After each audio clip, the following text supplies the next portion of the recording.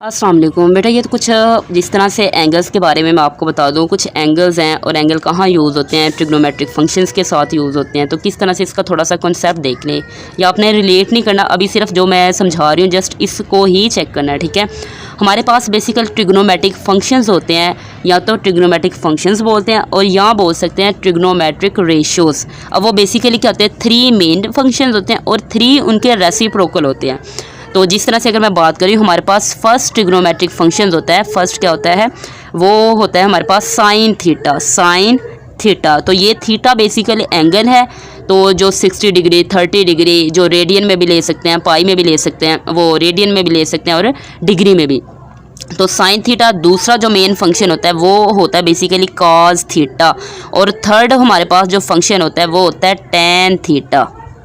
अब ये मैंने थीटा की वैल्यू नहीं, एंगल्स की वैल्यू कोई भी नहीं पुट करी। एंगल की वैल्यूज़ क्या होती हैं, रेडियन में भी होती हैं, डिग्री में भी होती हैं। 45 डिग्री होता है, 60 डिग्री भी हो सकता है, 30 डिग्री भी हो सकता है, कोई भी फंक्शन हो सकता है। तो ये 3 मेन ट्रिग्नोमेट्रिक फंक्शंस हैं और 3 इनके रेसिप्रोकल होते हैं। जैसे साइन थीटा का होता है हमारे पास कोसिकेंट थीटा, कॉस थीटा का रेसिप्रोकल क्या होता है सीकेंट थीटा, टेन थीटा का रेसिप्रोकल क्या होता है कॉट थीटा। तो बेसिकल 3 ये मेन फंक्शंस और 3 इनके रेसिप्रोकल्स। तो कितने हो गए, 4, 5 एंड 6। तो बेसिकली 6 ट्रिग्नोमेट्रिक फंक्शंस हैं या ट्रिग्नोमेट्रिक रेशियोज़ हैं जहाँ पर एंगल यूज़ होते हैं। अब एंगल की बात कर लें तो एंगल जो हम ये भी मैं आपको अभी बताती हूँ, थोड़ा सा चलें ऐसे करते हैं, इधर कर लेते हैं, राइट। तो एंगल्स की बात कर लें तो यहाँ पर ले लेते हैं हम एंगल जिसको बोलते हैं थीटा। क्या बोलते हैं, थीटा। अब इसकी वैल्यू डिफरेंट भी हो सकती है। क्या होता है, अब तो डिफरेंट भी हो सकते हैं। जैसे हम कह सकते हैं इसको मेजर कर सकते हैं। एक तो हम ले सकते हैं किस में, डिग्री में। किस में लेते हैं, डिग्री में। और दूसरा हम इसको मेजर करते हैं या इसकी वैल्यू को कैलकुलेट करते हैं रेडियन में। किस में लेते हैं, रेडियन में। अब रेडियन में के अंदर क्या वैल्यू आती है, पाई की 5। अगर मैं डिग्री की बात, थीटा की वैल्यू अगर मेरे पास हो, theta is equal to 30 degree, क्या हो 30 डिग्री, तो रेडियन में इसकी क्या होगा, पाई/6। रेडियन में इसकी वैल्यू क्या होगी, थीटा पाई/6। अगर मेरे पास थीटा हो 45 डिग्री, तो रेडियन में जब थीटा की वैल्यू लूँगी तो वो क्या बनेगा, पाई/4। अगर मेरे पास थीटा हो इज इक्वल टू 60 डिग्री, तो रेडियन में क्या होगा, थीटा हमारे पास होगा पाई/3। इफ़ अगर मेरे पास हो theta is equal to 90 degree, तो बेटा रेडियन में जब इसकी वैल्यू लेंगे तो पाई/2। अब ये किस तरह से पता होगा, जैसे मैं बात करती हूँ, ये देखें रेडियन में जब वैल्यू आती है ना एंगल्स की, एंगल हम 2 में लेते हैं, डिग्री में भी लेते हैं एक, और दूसरा किस में लेते हैं, रेडियन में। जब रेडियन में होगा तो पाई इसके अंदर मौजूद होता है। क्या मौजूद होता है, पाई की वैल्यू, तो पाई मौजूद होता है। तो ये इस तरह से। और जब डिग्री में लेते हैं तो ये 30 degree 45 degree 60 degree and 90 degree. ये तो एंगल की बात होगी। जिस तरह से मैंने आपको बेटा ये भी बताया था कि डिग्री से किस तरह से कन्वर्ट करते हैं रेडियन में, और रेडियन से किस तरह से कन्वर्ट करते हैं डिग्री में, ये भी हमें आना चाहिए। जैसे मैं आपको एक ही एग्जाम्पल ले लेती हूँ। अगर मज़ीद इसको समझना वैसे तो मैंने बताया था बेटा आपको, अगर मज़ीद इसको करना है तो फिर आप मुझे बता दीजिए, इसको भी मैं आपको समझा दूंगी। जैसे मैं एक अभी फ़िलहाल करती हूँ, जैसे 30 डिग्री की बात कर लेते हैं। तो ये 30 डिग्री है, मैंने इसको किस में करना है, रेडियन में, इसलिए मैं इसको मल्टीप्लाई करूँगी पाई/180 से। तो 0 0 से कैंसर, 3 1 3 एंड 3 6 8। तो यहाँ पर देखें क्या वैल्यू आ गई, पाई/6। तो मैंने अभी जैसे लिखा थीटा 30 डिग्री किसके इक्वल होता है, पाई/6। तो आ गई पाई/6। अगर मैं कोई एक और ले लेते एग्जांपल, अगर मैं करना चाहूँ पाई/2 को चेंज किस में, डिग्री में, तो मेरे पास अगर थीटा की वैल्यू है पाई/2, तो इसको क्या करूँगी बेटा, मैंने डिग्री में चेंज करना है। ये रेडियन में है, ये किस में है, ऑलरेडी रेडियन में है। तो इसको मैं अगर करूँ जैसे पाई/2 को मल्टीप्लाई करूँगी 180/पाई, ताकि ये पाई से कैंसिल हो जाए। तो 2 1 2 एंड 2 9 18। तो यहाँ पे देखें किस क्या वैल्यू आ गई, 90।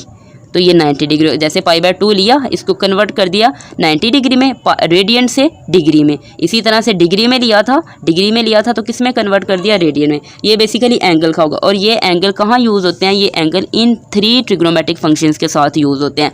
अब वो किस तरह से बात करें, अगर लेट्स सपोज मेरे पास क्या है, ट्राइंगल, क्या है, एक ट्राइंगल है, और इस ट्राइंगल का नाम है राइट ट्राइंगल, क्योंकि इसमें एक एंगल किसका है, 90 डिग्री का। ये एंगल किसका है, 90 डिग्री का। ओके अगर मैं बात करती हूँ यहाँ पर 60 डिग्री की, किसकी बात करती हूँ 60 डिग्री की, तो बेटा अगर ये थीटा है तो ये थीटा की वैल्यू है, ये किसकी वैल्यू है, थीटा क्या है 60 डिग्री। अब ये किसके फंक्शन इक्वल होते हैं, थीटा के सामने वाली जो साइड होती है ना एंगल थीटा के सामने, उसको हम लेट कर लेंगे परपेंडिकुलर, क्या लेट कर लेते हैं परपेंडिकुलर, और इसके साथ वाली साइड को बोलते हैं बेस। ये साइड क्या हो गई, जैसे ए है, बी है, सी, तो बी सी साइड जो है ये परपेंडिकुलर है और ए सी साइड क्या है बेस, और ये ए बी साइड क्या होती है हाइपोटेन्यूस। Is it clear. अब नेक्स्ट अगर मैं बात करती हूँ एक फंक्शन, ये किस तरह से हमें पता चलेगा कि साइन थीटा किसके इक्वल है या क्या हमारे पास वैल्यू आएगी, तो ये हमारे पास इस तरह से लिख सकते हैं कि साइन 60 डिग्री की बात करें तो ये किस तरह से होगा। यहाँ पे बेटा देखिए साइन 60 डिग्री होगा हमारे पास परपेंडिकुलर ओवर हाइपोटेन्यूस, कैसे परपेंडिकुलर ओवर हाइपोटेन्यूस। और जैसे मैं कहती हूँ कि यहाँ पे परपेंडिकुलर की वैल्यू लेट्स सपोज हम ले लेते हैं, इस बेस की वैल्यू ले लेते हैं बी, इसकी वैल्यू ए ले लेते हैं और इसकी वैल्यू ले लेते हैं सी। तो परपेंडिकुलर क्या है ए, तो ए ओवर, और हाइपोटेन्यूस की वैल्यू क्या है सी, तो साइन 60 डिग्री की ए ओवर सी वैल्यू आ गई। ये इस तरह से फाइंड कर सकते हैं। अगर मैं करती हूँ बात कॉज 60 डिग्री की, तो कॉज 60 डिग्री के लिए हमारे पास होता है base over hypotenuse, base over hypotenuse, base की वैल्यू क्या है बी और हाइपोटेन्यूस की वैल्यू क्या है सी, तो ये इसकी वैल्यू आ गई। अगर मैं बात करती हूँ टेन थीटा की, तो टेन 60 डिग्री किसके इक्वल होगा हमारे पास परपेंडिकुलर ओवर बेस, तो परपेंडिकुलर की वैल्यू क्या है ए और बेस की वैल्यू क्या है बी। अब बेसिकली ये किस तरह से, जैसे मुझे पता है परपेंडिकुलर ओवर हाइपोटेन्यूस है, बेस ओवर हाइपोटेन्यूस है, परपेंडिकुलर ओवर बेस है टेन की वैल्यू, ये किससे पता चलता है बेटा, आपने याद रखना परपेंडिकुलर को उर्दू में कहते हैं अमूद, क्या कहते हैं अमूद, और बेस को उर्दू में कहते हैं कायदा, क्या बोलते हैं कायदा। ये एक ट्रिक यूज़ होती है तो काफ़ी ईजी है वैसे, तो इसको बोलते हैं वत्तर। परपेंडिकुलर को अमूद, बेस को कायदा और हाइपोटेन्यूस को वत्तर। और हमारे पास आपने ये एक टर्म याद रखनी है, ये वर्ड होता है उकुअक। ये फर्स्ट वाला किसको रिप्रेजेंट करता है साइन थीटा को, सेकंड वाला किसको रिप्रेजेंट करेगा कॉस थीटा को, और लास्ट वन किसको रिप्रेजेंट करेगा टेन थीटा को। तो यहाँ पे देखिए दो वर्ड मिलके आइन और वाव यूज़ हो रही है, तो फर्स्ट वाला साइन थीटा किसके इक्वल होता है अमूद ओवर वत्तर, यानी परपेंडिकुलर ओवर हाइपोटेन्यूस। तो चेक कर लिया अमूद ओवर वत्तर। अगर हम कॉस की बात करें, कॉस दूसरा फंक्शन होता है, इसको रिप्रेजेंट करेगा तो कायदा ओवर वत्तर, तो कायदा क्या है बेस, बेस ओवर वत्तर, इट मीन्स हाइपोटेन्यूस। इसी तरह से टेन की बात करें तो टेन किसके इक्वल है अमूद ओवर कायदा, it means perpendicular over base. तो ये ट्रिग्नोमेट्रिक फंक्शन। अब ये जैसे ये 3 हमने चेक कर लिया इनके अकॉर्डिंग, तो इनके अगर साइन 60 डिग्री है ए ओवर सी, तो साइन का जो रेसिप्रोकल होता है कोसिकेंट थीटा, क्या होता है रेसिप्रोकल कोसिकेंट थीटा, तो ये क्या हो जाएगा सी ओवर ए हो जाएगा। कॉस 60 डिग्री बी ओवर सी है, कॉस का रेसिप्रोकल सेकंड है, तो ये क्या हो जाएगा सी ओवर बी हो जाएगा। तो ये इस तरह से ये हमारे पास कुछ मेथड्स हैं, इसको आपने अच्छे तरीके से 2 या 3 दफ़ा इसको चेक करना, मतलब सुनना है, और इसके बाद अगर फिर भी कोई कन्फ्यूजन हो तो मज़ीद डिस्कस कर लेना। ओके।